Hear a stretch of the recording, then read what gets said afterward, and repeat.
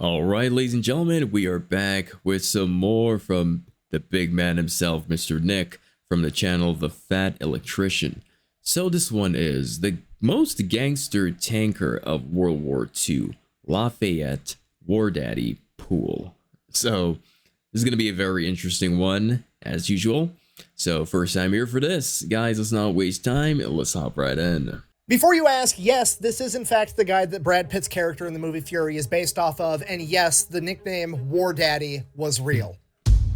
War Daddy. Today we're talking about the most gangster tank commander in American history, Lafayette Greenpool, his incredible crew, and their infamous M4A176W Sherman tank, known by its moniker painted across the side, In the Mood. Once upon a time, July 23rd, 1919, two twins would be born, John Thomas Poole and his younger brother by 5 minutes, Lafayette Greenpool. They both spent their entire childhood growing up in Texas. The Great Depression happened when they were 10 years old. Despite that, they were both star athletes in middle school and high school. And then when they graduated from high school in 1937, John and Lafayette, the two brothers, wanted to join the Navy together. Like everything else they'd done in their life at this point, they go down to the local recruiting office together and they both sign up for the U.S. Navy. Then they go to get their physicals. John passes with flying colors, but Lay, on the other hand, is rejected because his eyesight isn't good enough because he has one bad eye from an injury from when he was younger, which is turning into a weird pattern at this point because there's a shocking amount of badasses that are originally rejected from the U.S. military for apparently having bad eyesight. I mean, off the top of my head, we've got Lawson Red Ramage, the first submarine commander to earn the Medal of Honor, which I don't know why your vision needs to be super good inside of a submarine, but whatever. Then we've got Willis Ching Lee, literally an Olympic sniper that was the greatest battleship commander of all time, that after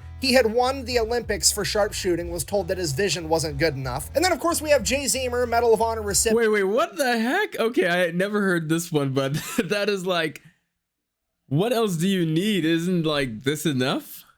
For sharpshooting was told that his vision wasn't good enough. And then, of course, we have Jay Zemer, Medal of Honor recipient, the pilot of the most decorated air crew in U.S. history that was also rejected because his vision wasn't good enough. And now we have Lafayette Greenpool, the greatest American tanker of all time, also being rejected because his vision just isn't quite good enough. Now, that being said, here's where Poole's just a little bit different from those other heroes. He's trying to join in 1937. World War II has not kicked off yet, so he's not overly motivated to join the military. So, unlike the other three, he does not cheat on his eye exam to get in. He decides that he's just going to go off to college and become an engineer. So that's what happens. John ships off to go get trained for the Navy. Lay decides he's going to stay around town. He helps his parents out on the farm. He goes off to college to become an engineer. And he also decides that he's going to start boxing to earn some extra money on the side. And over the course of the next 3 years, he never loses a single match because he is an incredibly talented boxer. Then, September 16th, 1940, America decides to reinstitute the draft because World War II is looming on America. Because of this, Lay decides that he's going to try to join the military again, but he's concerned that the Navy still has records of him failing his vision test from a couple of years ago. So instead, this time he goes to an Army recruiter,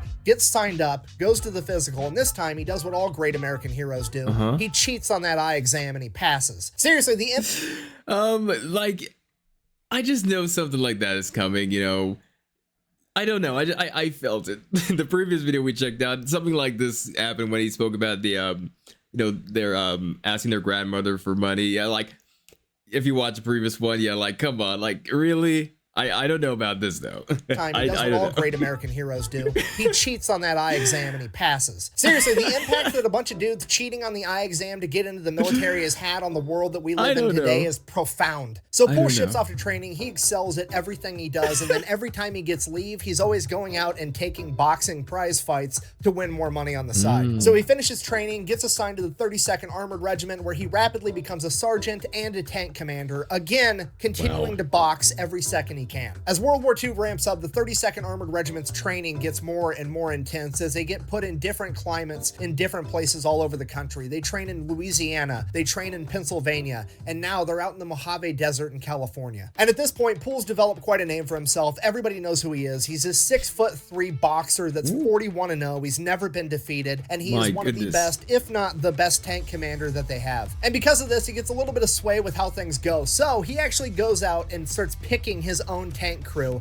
and he picks the best of the best. In the driver's seat, he's got 24-year-old Private First Class Wilbert Richards, aka Baby, a nickname that he got when the crew was out for dinner one night at a diner, and the waitress looked at him and said, I didn't think they let babies join the army. Despite having a baby face, Poole said that he was the best tank driver in all of World War II. He was so good that he could parallel park a Sherman tank in the middle of downtown New York during rush hour traffic. Wow, in the gunner's seat, we have Willis Ollier, aka Groundhog, a nickname that he got in the Mojave Desert because he constantly wore his goggles and had dirt rings from the goggles around his eyes at all times. He is the oldest man in the crew at 28 years old. He was a factory worker at an ammunition plant. He was exempt from the draft, but he wanted to go to war anyways, so much so that he had to go to the government to get permission to quit his job so that he could be in that tank. Wow. At loader, we've got 21-year-old Delbert Boggs, aka Jailbird, a nickname that he got because he was allegedly there because the judge gave him the option of go to war or go to jail. Standing at only 5'6", 120 pounds, Jailbird had probably the most physically demanding job in the entire tank crew. Despite his stature, he was able to load that gun faster than Poole could say fire.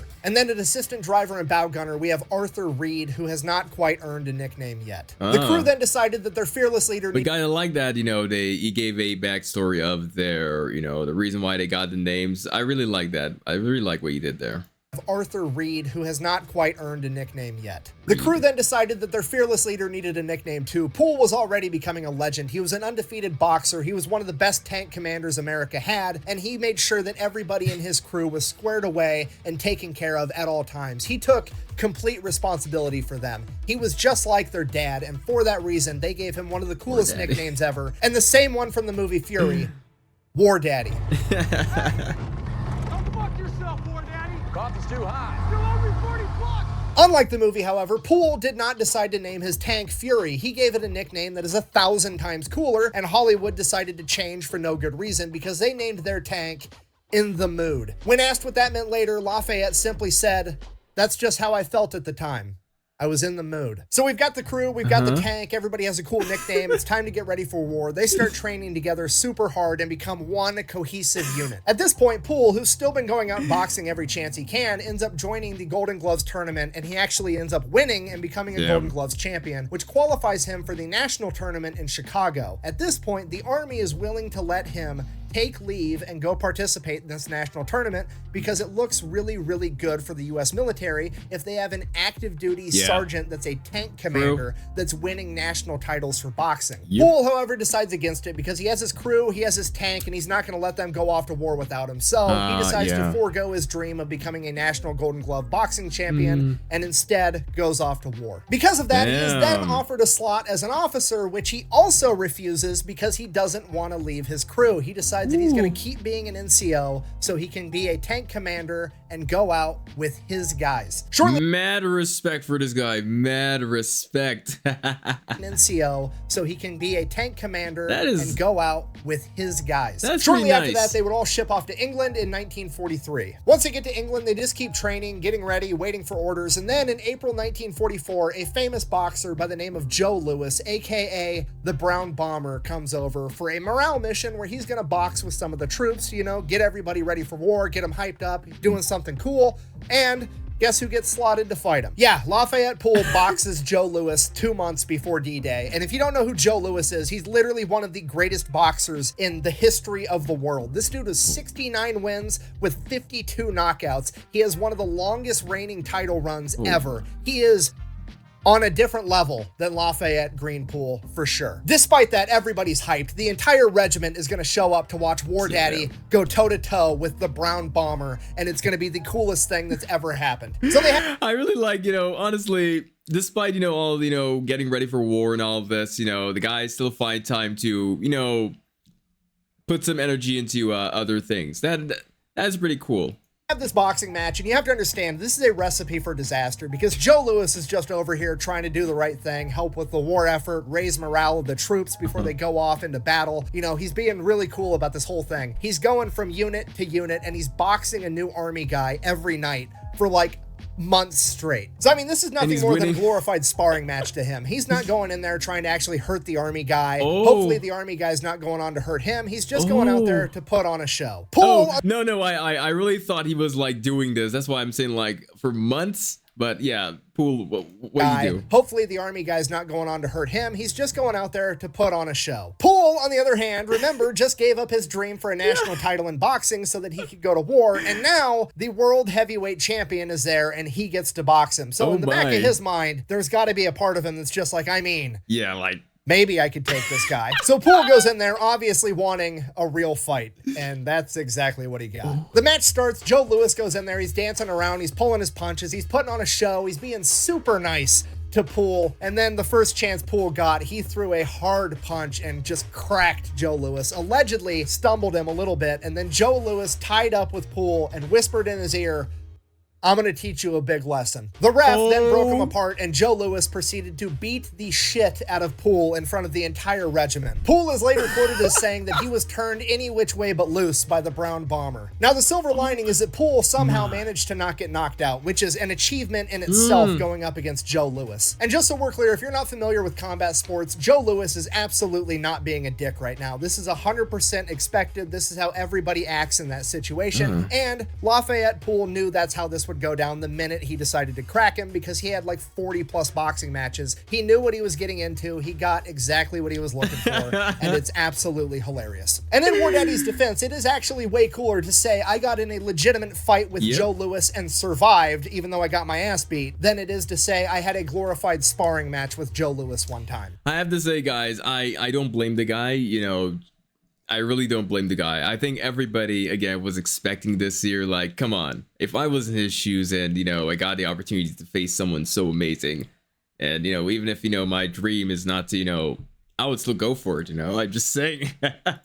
And pretty much everybody else agrees, and this serves to grow Poole's reputation even more. Fast forward 2 months, June 23rd, 1944, War Daddy and his crew would arrive at the beaches of Normandy 2 weeks after D-Day. For the next 5 days, they would make their way to the front lines, following the trail of destruction left by the Allied forces before them. And on the 6th day, June 29th, 1944, they would go out on their first mission, attempting to drive the enemy further back. Using a combination of tanks and infantry, they would drive off the main road through crop fields, and they would cut through the different fields, and each field was divided by this thin row of trees and bushes that was called a hedgerow. As they go through field after field and have the tanks drive through hedgerow after hedgerow, making a path for the infantry, they would come through another hedgerow where seemingly nothing was any different. As they continued to advance through the field, as soon as they reached the midway point, the two corners of the hedgerow they were in up ahead of them would open fire. They had walked directly into a German anti-tank unit's ambush as they began taking fire from anti-tank guns, machine guns, and Panzerfausts, or tank punchers, which were an early German rocket launcher designed to take out Allied tanks. The Germans were so well camouflaged in the hedgerows ahead that they couldn't even be seen. The only thing they could fire at was the muzzle flashes of the Germans firing at them first. As the Americans began to return fire, In the Mood was struck by a Panzerfaust, but it was deflected off of its armor because they were too far away when they fired it. And then a second, and then a third, and then a fourth. In the Mood had been hit with 4 tank fists and survived all of them. The American tanks, including In the Mood, attempted to drive forward to push through the ambush, but as they closed the distance between them and the German anti-tank unit, they came into the effective range of the tank punchers. In the Mood and 17 other M4s would be hit and knocked out. As Poole ordered his crew to bail out, he would come to the realization that his bow gunner and assistant driver, Arthur Reed, had been killed in action on impact. With so many tanks knocked out, the entire unit was forced to retreat, and in a matter of minutes, Poole's entire battalion had lost 25% of its men, 177 soldiers, and 18 tanks. Whoa. So Poole's unit falls back to the rear and they begin consolidating, figuring out how many people died, how many tanks they lost, refitting, getting reinforcements, getting everything done. And Poole receives word that his tank, while it was knocked out, is salvageable and it's going to be up and running in a couple of weeks. At this point, most tank crews would be like, cool, I'll take a couple of weeks off hanging out back here, not getting ambushed. But War Daddy and his crew are absolutely furious that their friend was just killed, and they want to get back in the fight now, not in 2 weeks. So Poole demands a new tank, and his chain of command, seeing that their golden boy wanted a new tank, turns and says, here you go, and they give him their very first version of the new Sherman M4. The M4... I've mentioned this, guys, just a quick break. I've mentioned this in a previous reaction to Nick's videos, where the love that soldiers have for each other is like, you know, like they're really brothers. And I saw certain comments below, and you guys, you know, explained, you know, to me of why, you know, the guys are like this. But yeah, this is very touching, honestly. You're basically, these guys are not just friends, but I would even say family, you know, and going to that extent That is pretty nice. This is pretty nice. It says, here you go, and they give him their very first version of the new Sherman M4, the M4A176W, with an even bigger gun that's more capable of going toe-to-toe with German tanks. They are then immediately given a replacement bow gunner and assistant driver by the name of Bert Close, a 19-year-old kid that looks like he just got out of a high school classroom, and for that reason, he is immediately given the nickname Schoolboy as they paint In the Mood 2 down the side of their new tank and go back into the fight. Poole said he learned more in that first 3 minutes of combat than he did in the 3 years of training prior to that. He took note of how the Germans put their main anti-tank guns in the corners of the hedgerows to triangulate fire at the middle of the field, and they waited until they got into the middle of the field before opening fire so they couldn't retreat back into the hedgerows easily. For that reason, every time they cut through a hedgerow, they would immediately use the main gun and fire on each corner ahead of them, and then rake everything in between with machine gun fire,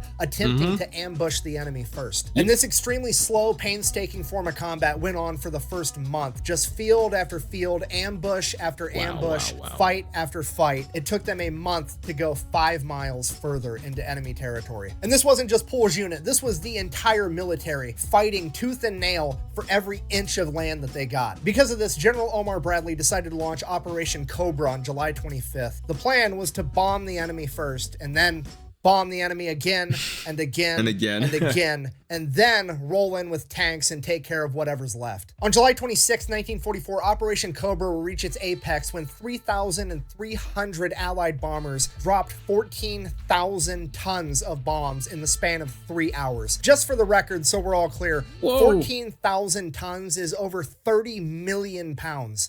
In 3 hours. With all the bombings breaking down the enemy line, the combat pace really picked up as In the Mood started traveling miles a day instead of miles a month. During that time, In the Mood 2 would come toe-to-toe with its first German Panther tank, and it would take it out in a single shot with its new and improved 76mm cannon. From that moment on, War Daddy, his crew, and In the Mood 2 led point on pretty much every single mission his unit ran, and he was driving the enemy back as fast as humanly possible. In the following days, it became pretty apparent to pretty much everybody that War Daddy and In the Mood 2 were in fact the main characters of this story, as he began sitting up higher and higher in his commander's position on the tank. Pretty soon, the other tankers began to describe it as he was sitting so high up on the tank that it looked like he was riding it like a bull, showing off his cowboy boots. Over the next several weeks, they put so many miles on In the Mood 2 and drove through so many hedgerows that they wore out the engine and it needed to be replaced. And look at how this progressed.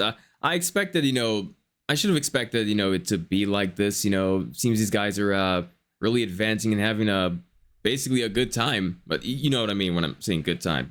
I don't think anyone has a good time in war, but you get me. At this point, Poole, being who he is like, I'm not waiting for that thing to get fixed. Just give me another tank so I can keep fighting. And the chain of command is like, actually, that's perfect because now your original tank is fixed, so you can just have that one back. Yeah.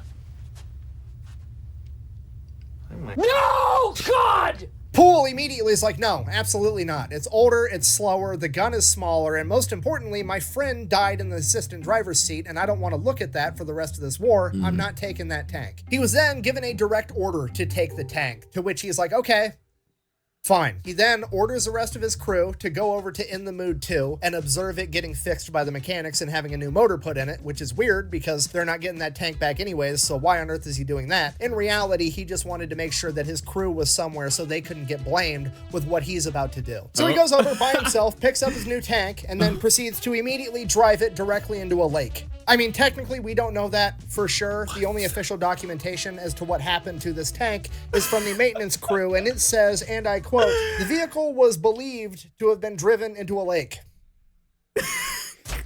And at this point, the chain of command is just like, guys, I like this tactic though. It seems a bit it'll be wrong, like a little childish play, like if I can't get this one, okay, if you say so.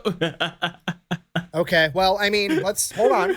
This is the golden boy. I don't want to get rid of him. Hear me out. He did just save a tank the other day that we were gonna lose. He ran in front of a bunch of machine gun fire and got that tank back. So now that he threw this tank away, it's basically a net zero. I think we should just let it slide. Go ahead, give him a new M4A176W. Again, and we'll get him back on the front lines. And that's it. That's the whole story. They give him a new tank, and he goes back to fighting. Okay, do you understand how incredibly gangster that is? This is an entire another level of plot armor, okay? Going toe-to-toe with the enemy and, like, doing some crazy stuff and surviving, that's one level. Going toe-to-toe with Uncle Sam about his money is a completely another level of plot armor that most people can't even fathom. For example, when you go to get out of the military, they make you turn in every piece of equipment they ever gave you, ever, okay? They're gonna pull out a sheet of paper that's this long with a list of all of it, and it's going to be the most ridiculous stuff on the planet. They're going to be like, yeah, we gave you a marker tube type in 2003. Really? What the fuck is a marker tube type? Oh, a Sharpie. You gave me a Sharpie in 2003? Okay, I'll just pay for it. How much does the government pay for Sharpies?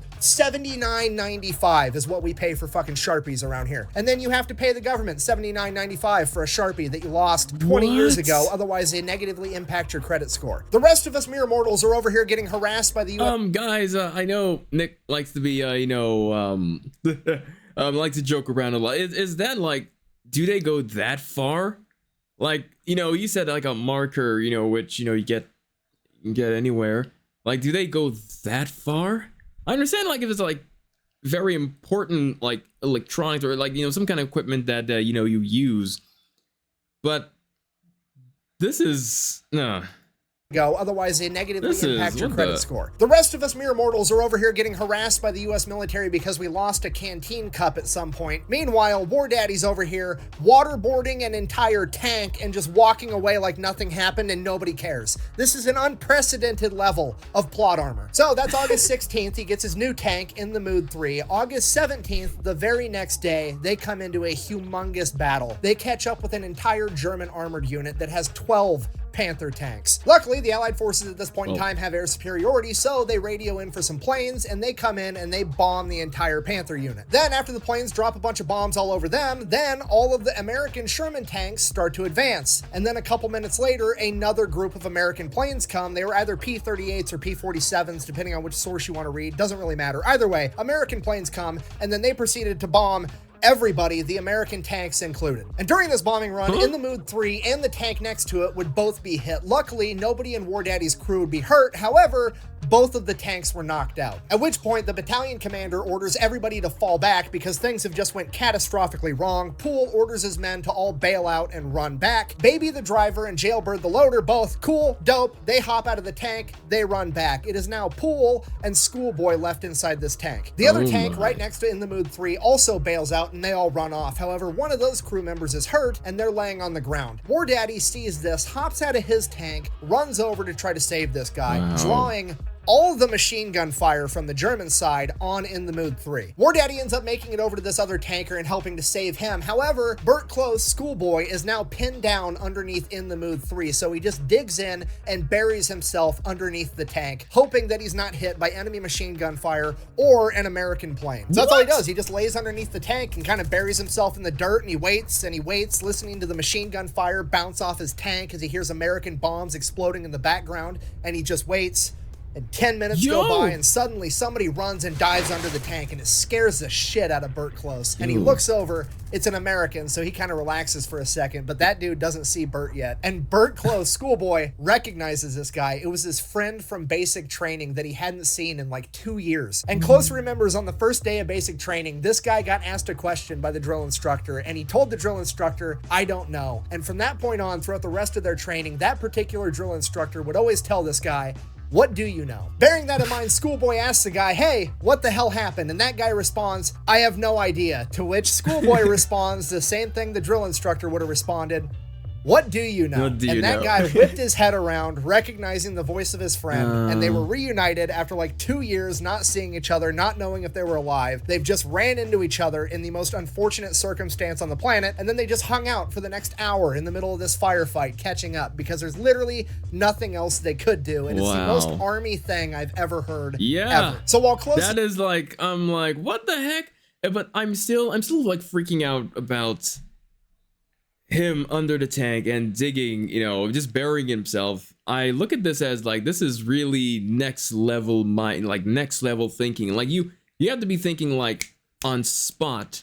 That is quite clever, I have to say. But then again, that's a reunion. That is something I've never heard of. catching up with his buddy, War Daddy makes his way back to safety. He carries that injured tanker with him, and then he realizes that he's missing Burt Close, schoolboy, and he was not about to lose another assistant driver and bow gunner. And he is ready to run back into hell to go get him too.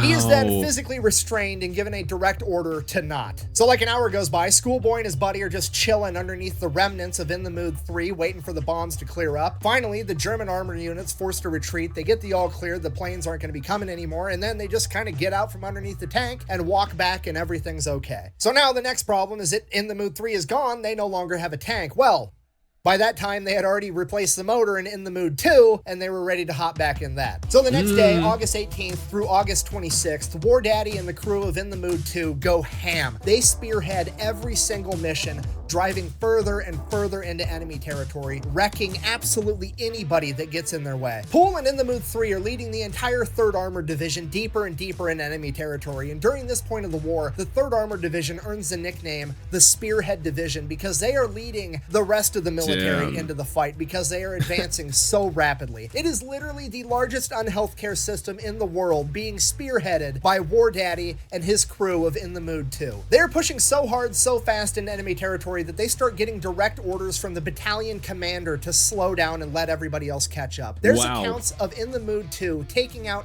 entire infantry companies by themselves, 250 men in a single day. And somehow, presumably divine plot armor, despite the fact that they are the first and sometimes the only one into a fight, they go completely untouched every single time. Then, August 27th, they come across a major set of train tracks, at which point they're all like, I got an idea, let's line the tanks up and wait. And that's what they did, and they waited. And they waited, and like 8 hours later, here comes a German train full of all types of cargo and equipment and tanks and armored vehicles rolling down the tracks. And a bunch of Sherman tanks just open fire, turning the entire thing into a shooting gallery, destroying absolutely everything on this train. At which point, Poole is like, cool. Now that I know which direction the trains are headed, I'm going to go get the next one. And he takes off heading the opposite direction that the train is going to be coming. So he's going to catch this train before anybody else. And sure enough, like an hour later, here comes another train headed in the exact same direction. It is now In the Mood 2 and this train going head to head as In the Mood 2 starts firing 76mm rounds into the engine of the locomotive. After 2 shots, it completely destroys the locomotive engine as the rest of the train glides to a halt. As they pull around and the rest of the— Guys, I have never heard of a story about a tank being this, you know, the MVP. You know, guys, I haven't done a lot of Nick's, I haven't looked at a lot of his content yet, but this is the very first time I've ever heard of, you know, like a tanker being this, you know, up high.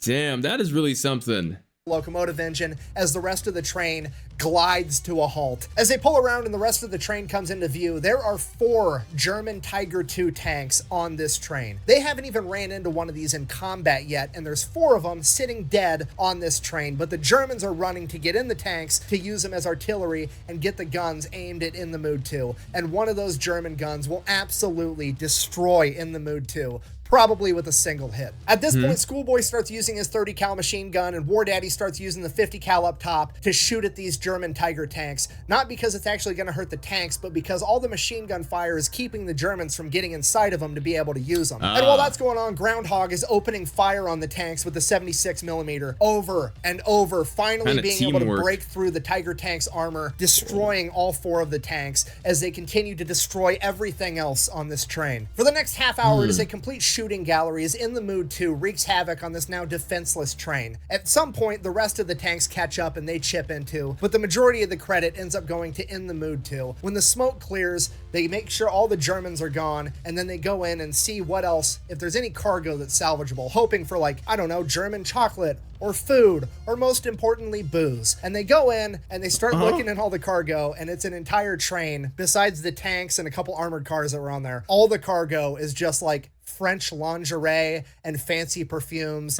and a bunch of woman stuff. Basically, they figured— just wondering now, he mentioned, you know, salvaging, you know, stuff, but are these guys really head on for, like, finding booze at a time like this?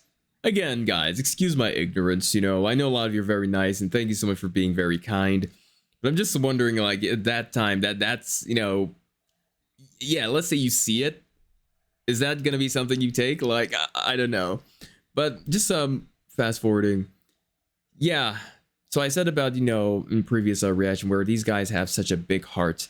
These guys, it can be in a position, where, they're running away and they see their, another soldier on their side who needs help. It could be like, an impossible mission. They would still try their best and try to save this individual, which I've mentioned before. Soldiers have such a big heart. But now, guys, I would like to say every soldier, but I don't think that's true. But I'm going to leave it as that. The Germans were just loading up trains full of anything they could find of value inside of France and trying to ship it back by rail to Germany to extract as much value as possible as they were being forced to retreat. Now, here's the silver lining. Somebody had the brilliant idea of like, hey, it's not food and it's not beer, but hear me out. The entire 3rd AD is on its way to Belgium right now. And if we show up in Belgium and we give all the ladies there a bunch of French lingerie and perfume, we're going to be heroes. And then maybe, just maybe, they'll wear it for us. If so facto, there's now an entire regiment of M4 Sherman tanks and armored cars full to the brim of fancy French lingerie and perfume headed to Belgium. Now at this point, while everybody else is loading up lingerie and perfume, the chain of command is having a meeting because War Daddy and his tank crew just took out an entire train pretty much by themselves, including 4 German Tiger II tanks. So we need to get them some kind of award. So it becomes clear to the chain of command that these are probably the best tank crew that America has right now. And they would do a better job of serving the country if they were sent back home and sent on tour where they could tell their story and help sell war bonds. And honestly, they've earned it at this point. So the chain of command then orders Poole to fall all the way back to the very rear and let everybody else handle everything from here on out. Fast forward 2 hours later, whoever's spearheading the formation now comes up to this bridge, and this bridge is the only way across this river, and it's being guarded by 3 German Panthers, and leadership has no idea how to cross this bridge. So leadership has another meeting, and they're like, fuck, I guess let's get War Daddy back up here. We need the main character. Bring him up. So All tanks, War Daddy. Looks like I'm in. Poole gets the order. He pulls out of the formation, drives to the very front. Again, he's been gone for a whole 2 hours. He gets to the front, gets briefed on what's going on. He evaluates the situation. He looks off in the distance. There's this big hill on their side of the river. So he's like, okay, you guys stay here. I'm gonna go handle this. So they drive up to the top of this hill. He now has a good view of the rest of the river, and he can actually make out one of the German Panther tanks. He can't see the other 2. He doesn't know how many are there. He just knows they're there. They're so well camouflaged, but he can see one of them. So he takes aim and he gets them ready, and he's like, we're just gonna rapid fire this entire thing. He opens fire, and as soon as he fires, there's another round in by Jailbird, and they fire again and again and again, and they take out this first Panther tank, and they do it so fast and they fire so many times that all the other tanks think that they're getting ambushed, and they start retreating. There was only 2 tanks there. He sees them once they start moving, but those tanks take off thinking that there's way more tanks than just one attacking them. Meanwhile, Poole's entire unit's kind of just sitting there like listening, hearing tank fire in the background, wondering what's happening. A few minutes later, Poole comes driving by again and just drives right across the bridge. So everybody else is like, okay, and then they follow him, and then problem solved. War Daddy saved the day yet again. At this point, Poole's probably thinking to himself, like, okay, this is the point where I'm supposed to stop, get orders. They're probably going to send me to the back of the formation again. And he's like, but I don't want that, because off in the distance, a couple miles ahead, he sees a German town, and he knows that that town is probably full of all types of important German supplies, because a second ago, they had 3 German Panther tanks trained on a single choke point. It was a pretty safe place to be. And he knows that if he can get there in a hurry, he can probably take out a bunch of more enemy objectives. So he just hauls ass straight into this town, right down Main Street, and sure enough, there's 4 German ammo trucks full of German war supplies, and he takes out all 4 of them by himself, the rest of the unit is desperately trying to keep up. After a while, some of the other tanks finally catch up to Poole, but Poole keeps leading them deeper and further into enemy-held territory, and at dusk that night, they'd be ambushed by more Panther tanks. And that ambush started by one of the Panther tanks shooting directly at In the Mood 2. Luckily, it was a glancing blow, and everybody was okay. In the Mood turns, returns fire, and scores a direct hit, knocking out the tank as the German crew bails out. But the tank didn't burst into flames yet, and that's not acceptable. So, In the Mood 2 advances to shoot this tank again. As they hit it again, the whole thing blows up, as In the Mood 2 gets hit again from another Panther tank. And again, it glances off the armor, and everybody's okay. But they don't know where the hell it came from, because it's so dark out, they can't actually see anything. So now, they're just waiting and they're waiting, and they're kind of moving back and forth, and this Panther tank fires at them again, and they could see the muzzle flash. The Panther missed, and In the Mood starts returning fire just in that general direction, firing blindly. And after 4 or 5 rounds sent that way, they see an enormous explosion and flames as they had scored a direct hit on the enemy Panther tank with pure luck. Any remaining German... I was about to say, you know, a good thing Nick said it. I was like, these guys are pretty lucky. Like, so many misses. Like, these guys, yeah, like, things could have gotten so bad. But yeah, that was really luck. As they had scored a direct hit on the enemy Panther tank with pure luck. Any remaining German forces are forced to flee, and that was the end of that battle. They bed down for the night, they get some more gas in the tank, they get everything fixed, they eat some food, and the next morning, they take off again, driving further into enemy-held territory. The next morning, War Daddy and In the Mood 2 take off, hauling ass with the rest of the tanks. Poole figures that those 2 German Panthers ambushed them because they were trying to protect something, and he wants to find out what it was. So, he keeps charging deeper and deeper into enemy-held territory, and that's when he comes across an entire German supply convoy. And yet again, War Daddy and In the Mood proceed to turn this entire supply caravan into a shooting gallery. In the Mood alone is credited with destroying over 100 vehicles, 2 German Panther tanks, 2 other tanks, 3 German 88 anti-tank guns, claiming over 50 enemies KIA, claiming 63 as prisoners of war, and a ton of others wounded. When the smoke settles from this and the leadership gets to figure out what actually happened, it is decided that the In the Mood crew is all going to receive Bronze Stars, and Lafayette Green Poole is going to receive the Distinguished Service Cross. He would also be nominated for the Medal of Honor, but that was rejected for some reason. Something to do with being in a tank is a team effort, and he didn't do it by himself, so he doesn't deserve the Medal of Honor, which doesn't really make sense, but it never does. So... that happened. Now from here, it's pretty smooth sailing. They don't have much contact with the German military. They're pretty much just going from town to town, hanging out in a town at the end of every night. However, In the Mood continues to be the #1 spearhead of the entire division, and now, instead of being the first into contact, they're the first into every town, and that comes with its own unique set of rewards, because as soon as American tanks start rolling in, all the people come running out as they start celebrating that the Americans are here to beat the Nazis, and they start showering them with gifts, cheeses, bread, fruits, eggs, and most importantly, booze. So In the Mood gets first dibs on all the booze. This pattern repeats itself day after day for a little while, and then they eventually come up on a bigger city called Lingerie in Belgium. Once there, they take the city pretty easily, capturing 1,500 German POWs, and then they've essentially freed the town, at which point all the townspeople come rushing out to thank the Americans, and surprise, surprise, this city is full of very attractive young Belgian women. They start giving the soldiers gifts like food and booze, and in exchange, the soldiers break out the fancy lingerie and perfume that they liberated from that train a couple of days ago, and they start giving that back in exchange, and the entire thing turns into one gigantic block party that kind of ends up turning into a shit show, because all the soldiers spread out as they start sleeping with all these young women, showing them that inches are in fact better than centimeters, and everybody's just completely hammered. Which was fine, there was nothing wrong with that, right up until the next morning when the chain of command got the order to move out immediately. At which point the leadership, A, they're hungover, but B, they're kind of looking around as just like there's passed out people drunk all over the city, on the sidewalks, in the streets. It's chaos. The soldiers are all spread out because they all went home with different women. They don't know where like 75% of their soldiers even are. They radio back. They're like, we're gonna need a couple of days to regroup. We had an issue in town here. So after that, they spend the next... One thing, this is not the first time I've heard Nick give a story about, soldiers after, a war, or even during, time of a little break. These guys, when they party hard. And that's one thing I've realized, well, all the time, when I'm hearing about, soldiers partying, but damn, these guys, passed out and everything. I can imagine.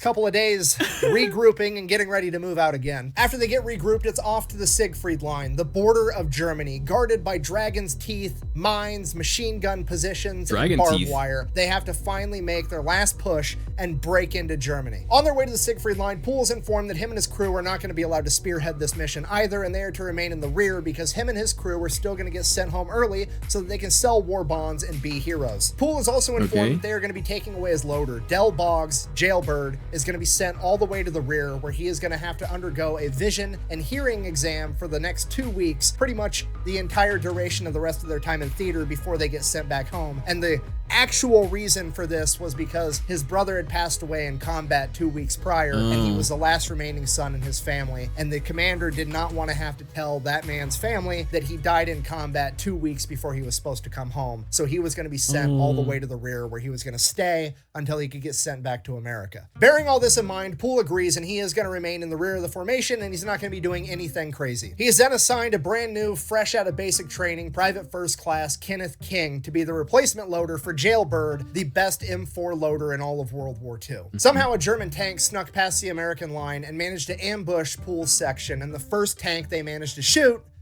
was in the mood. Poole immediately orders his crew to return fire, which they do, but the shell wasn't effective against the Panther, as he orders them to fire again, but Private First Class Kenneth King wasn't able to reload at the same pace that Jailbird was before him. So Poole orders Baby to throw it in reverse as he tries to get this kid more time to reload the gun. He ends up jamming the gun as the Panther fires another shell at In the Mood, and it punches through In the Mood and hits Private First Class Kenneth King directly in the head, killing him instantly. As Poole and Groundhog are both ejected from the tank, severely wounded, and the tank is still being thrown in reverse, being manned by nobody except for Baby and Schoolboy. Driving blind, they just continue to travel in reverse as another Panther shell hits In the Mood but glances off. After about 30 yards, they end up hitting a ditch and rolling the entire tank. While that's going on, Poole, who'd been ejected from the tank moments earlier, looks down to see that one of his legs has been completely shredded by the shrapnel. As he reaches into his pocket, pulls out a morphine syringe, basically a single one-time use dose of morphine, injects himself before pulling out his pocket knife and attempting to remove what's left of his leg. The nearby American tanks— oh my goodness, guys. My. Whoa. That is something. Yeah, I remember I did a reaction of one of the videos, and oh my goodness. Yeah, soldiers are just built different. Guys, this is engage the German Panther, destroying it as a neighboring tank commander runs to Poole's aid. As Poole is yelling at him to go help the people in the tank, he doesn't. He runs up to Poole, injects him with another morphine syringe before calling medics to aid him. When the medics show up, they inject him with yet another morphine syringe, and Poole loses consciousness. The rest of the In the Mood crew survives, and they end up ultimately getting reassigned to different tank crews where they remain for the rest of World War II. Poole, on the other hand, has to have his right leg amputated 8 inches above the knee, and he is sent back home, where he spends the next 22 months in the hospital battling different infections, rehabbing, and getting fitted for a prosthetic. By the time he's released from the hospital, it is 1946 and World War II is over, and he is then immediately discharged from the United States military because he now no longer has a leg. Lafayette Green Poole, aka War Daddy, and his tank crew of In the Mood were in combat together for 81 days in World War II. And in that 81 days, they are credited with taking out 1,000 German soldiers, capturing 250 more, destroying 275 armored vehicles. That's a lot. And 12 German tanks. For this, Poole had been nominated for the Medal of Honor twice. The first time the paperwork had apparently been lost, and the second time he was just flat out rejected. He was, however, awarded the Distinguished Service Cross, the Legion of Merit, a Purple Heart, the French Croix de Guerre, and the Belgian Fourrière. After being released from the military, he went back home to Texas, where him and his wife started having kids, and he worked as a mechanic at a gas station for a number of years. And then, after a few years, the United States military came out with a special program where they would let people rejoin the military if they had special or desired talents, regardless of their physical disabilities, and Poole fit that bill. He was brought back into the military to serve as an advisor and to help train the next generation of tankers. He would do that from 1948 until retiring in 1960 as a warrant officer 4. He then decides that his next life adventure is going to be a preacher, which he does for a number of years, which honestly makes sense because the dude is super good at putting people in touch with God. So he does that for a little while, and then he gets bored with that, and he decides that he wants to give back and help the community, so he decides that he's going to be a teacher. He goes and he becomes a middle school shop teacher, and on the first day of any kid's shop class, he would always lecture them on the importance of safety and how dangerous power tools could be, right before drilling a hole directly into his wooden prosthetic leg, but the kids didn't know that at the time. After that, he finally does truly retire, and in his retirement, he forms a relationship with the armored units out of Fort Hood. They bring him out there, they let him drive in an M1 Abrams tank for the first time. He's blown away at how much better they are than the tanks that he drove during World War II. They also have him as the guest of honor at all their military events where he commonly gets to speak and he gets to know all the guys. And then in 1990, they're sent off to fight in Desert Storm. If you don't know, Desert Storm is considered to be the last great tank battles the world has ever seen. The last time that tanks were going toe-to-toe with one another on the battlefield. And the entire time that his guys were out there, Lafayette Poole was back home, glued to the news, watching it every single moment of every single day. And as Desert Storm, and by extension tank versus tank warfare, would come to a close, so would Lafayette Poole. His health began to decline and he would pass away at the age of 71 on May 30th, 1991, the very same day that he received word that his armored unit out of Fort Hood had made their way to Germany safely on their way back home to America, because Desert Storm was over, bringing a close not only to tank warfare as the world knew it, but the life of one of the greatest men to ever do it. So, in conclusion, if this has taught us anything, never underestimate what you can accomplish by cheating on your next eye exam. Thank you for watching. Best way to support the channel is go buy some merch over at thefatelectrician.com. And don't forget to go check out War Thunder, where you can play as In the Mood yourself.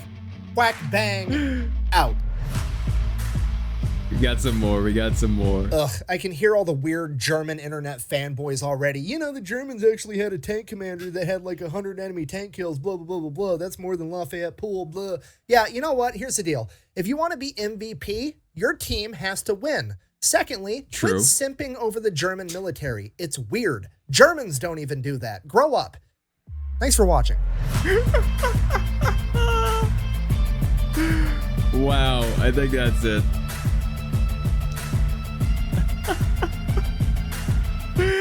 Ladies and gentlemen, I have to say, and this was an incredible video. Oh my goodness.